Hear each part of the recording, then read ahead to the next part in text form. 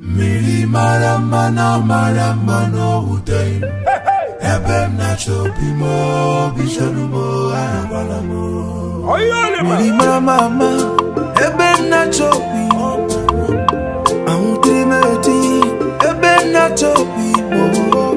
Miri marama no uday.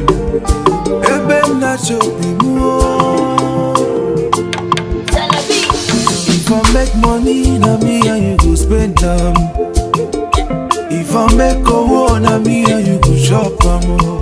I leave you go, Odoi boy, Tanga boutique. Mbata emezi feke seme. Go tell my baby, say I'm coming home. Go tell my asa, say I'm coming home. Cause you know the easy at all to get a fan baby, oh. If I marry when me go, yeah. Oh mama, ebem na chobi. Oh maramo, limeti ebem na chobi. Ashim no maramo, hey yeah, ashim ebem na chobi. Oh yeah, hey.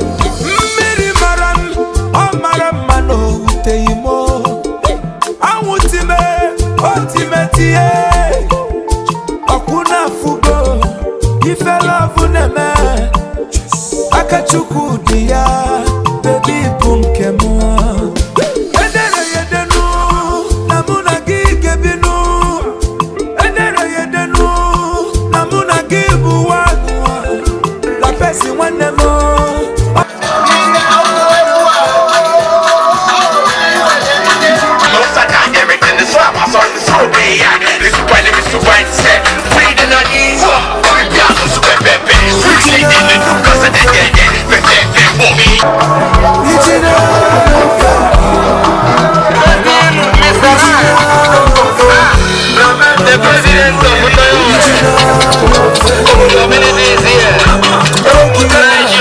My wife, I want to make the money and spray you the money, oh.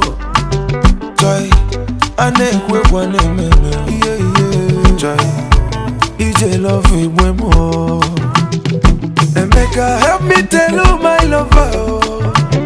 Say my love for her no original, oh. And my papa name now Menukakure. We be original, no fake you.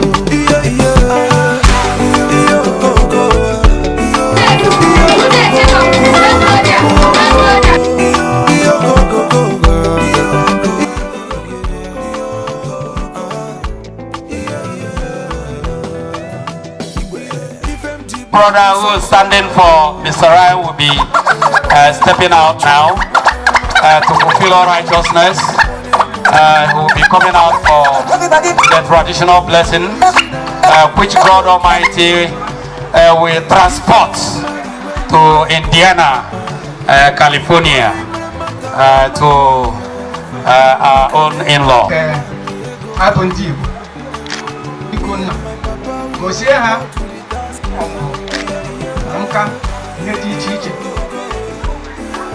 Hagamata, Hagas almost one.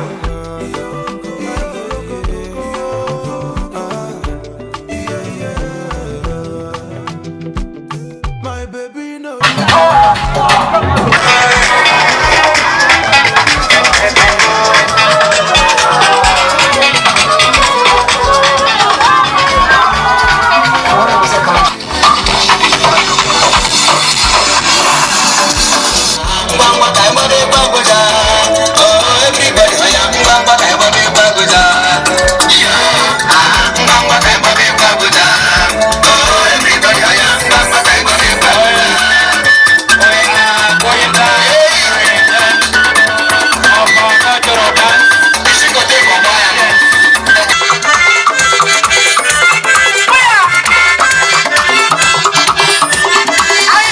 That 10 million is very far. That is not affordable.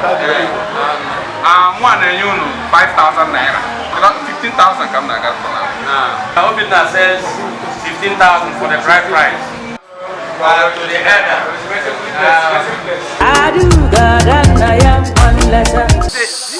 day that the Lord has made, we are glad and rejoicing. Our marriage was a success. So welcome to the family. I welcome with open arms to our family. Everything went successful. I was the one representing you today. You are done with the traditional stuff. Say, wishing you guys a happy married life. We have fun. Take care of her,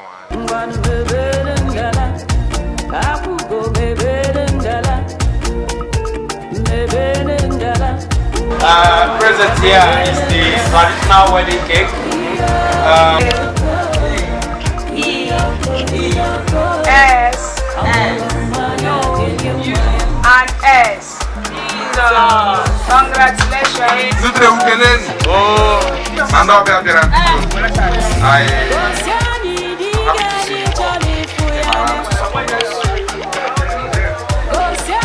see you I wasn't expecting this kind of love. Thank you, everybody.